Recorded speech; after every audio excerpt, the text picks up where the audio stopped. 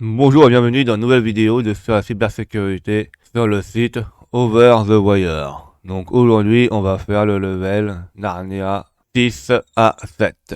Donc la première chose qu'il faut faire c'est se connecter sous l'utilisateur Narnia d'après le host narnia.lab.overthewire.org sur le port 2226 et quand on est ici là il faut aller dans le répertoire Narnia pour voir à quoi correspond l'exercice. Donc on va dans Narnia. On regarde les fichiers et on voit qu'on a un Narnia 6 qui est FituID. Donc on fait un ls, un l, Narnia 6. Et là, on voit qu'on a un Narnia 6, un binaire qui est en FituID et qui permettra, si on arrive à avoir le bon FituID, à avoir les droits d'utilisateur Narnia 7. Voyons le code source pour voir quelle vulnérabilité on pourrait exploiter. Donc on fait un Vime ou on prend un autre éditeur.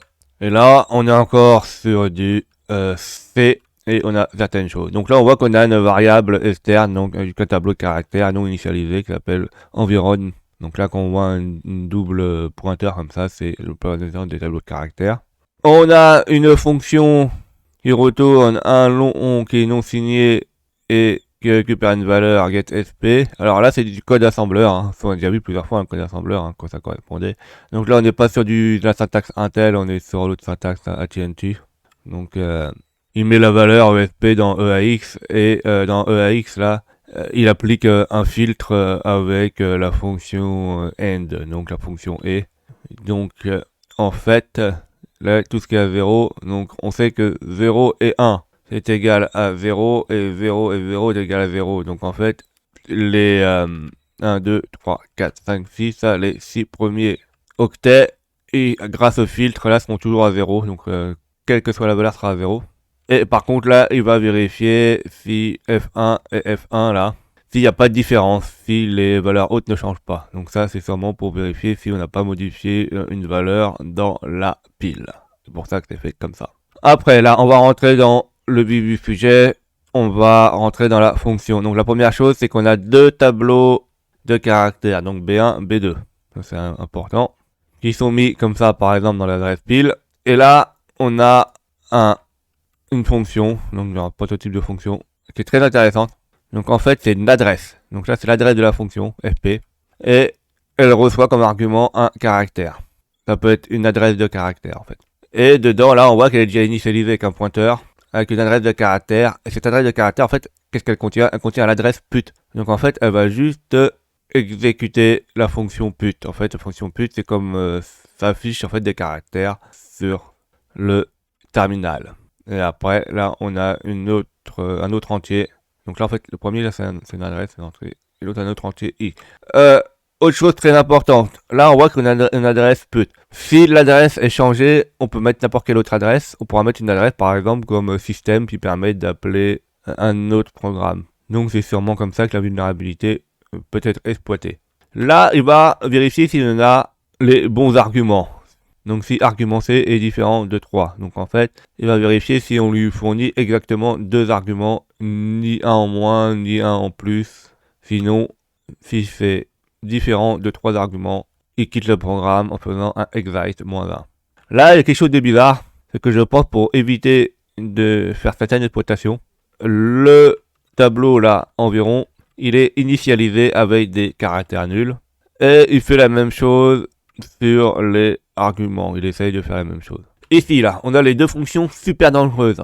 Comme on a dit là depuis le début de Narnia, on a un str copy qui copie la chaîne de caractères, donc les arguments qu'on va lui passer, donc l'argument 1 et 2, sans contrôle de la longueur. Donc ça veut dire que là, on pourra faire un buffer overflow.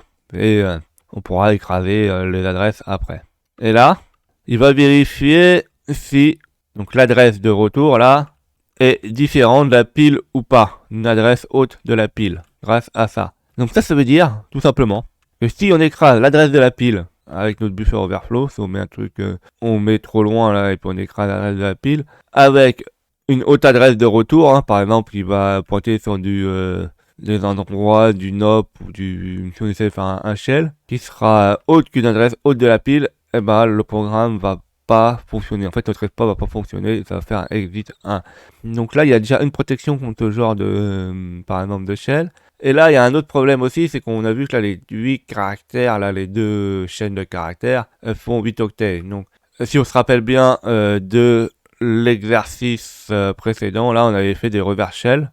Et le reverse shell qu'on utilisait, il faisait déjà 32 octets. Donc il déborde énormément, il déborde des tableaux, donc il ne sera pas exploitable.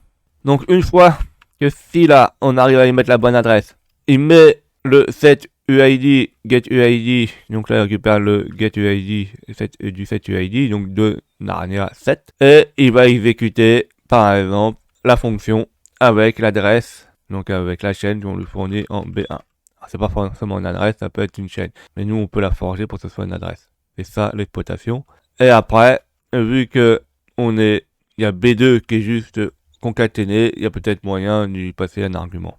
Et il y a autre chose d'intéressant, c'est qu'on est en little underneath, donc il va lire les chaînes à l'envers qu'on va lui passer. Par exemple, si je lui passe 8A et déborde avec autre chose derrière, il va lire en arrière. C'est pour ça aussi que si on fait ce genre d'exploitation, ça risque de fonctionner. Par exemple, là, si je mets par exemple 8 fois B, et là je mets une adresse bidon, FF,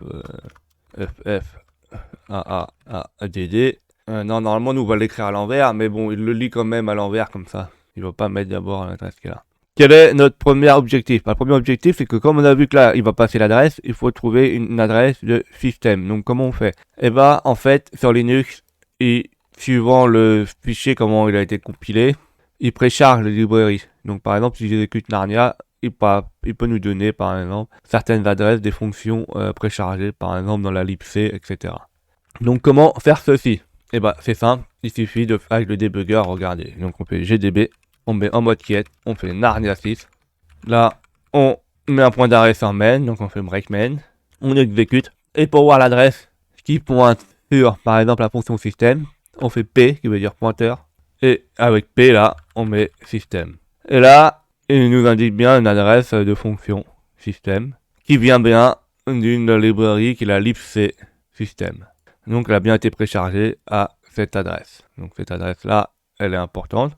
Et il faut pas oublier qu'on est en Little Endianness. Donc, il faut la mettre à l'envers pour que ça fonctionne. Et 4. On quitte.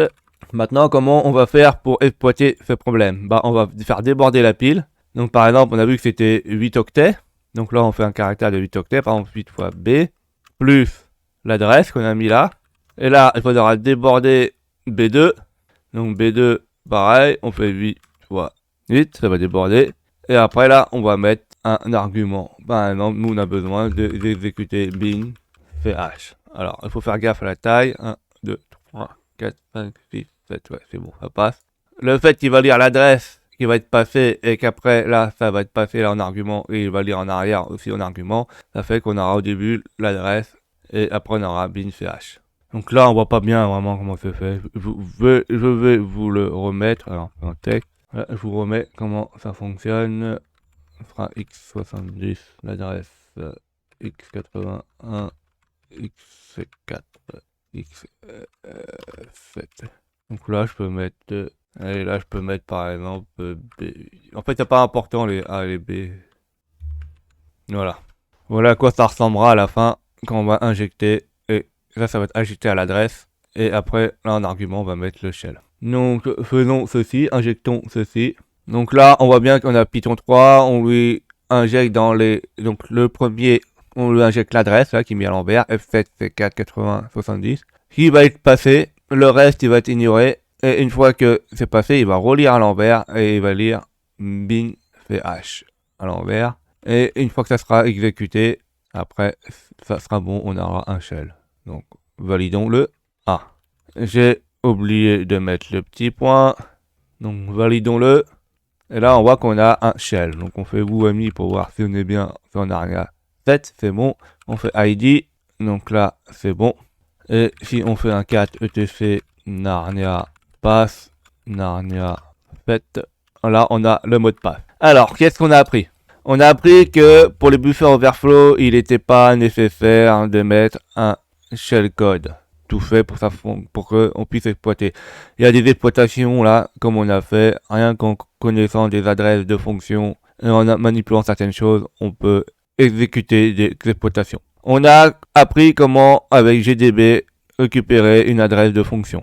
Voilà, c'est très intéressant. On a appris aussi qu'en fait, il ne faut pas laisser une personne malveillante là qui puisse accéder à manipuler les adresses d'une fonction, parce qu'on a vu ce qu'on pouvait faire. Après, on peut exécuter n'importe quelle adresse de n'importe où. Donc là, ça a été assez gentil, ça a été gentil, on a réussi à avoir le système, mais rien ne nous empêche d'avoir créé un autre programme à côté ou d'un autre truc et réussir à atteindre une autre adresse ou lire une autre adresse. Donc là, j'espère que vous avez appris plein de choses, hein. N'hésitez pas à mettre des commentaires pour que j'ai des retours, à mettre des pouces bleus, à vous abonner et surtout à cliquer sur la cloche de notification pour être au courant des dernières vidéos qui sortent.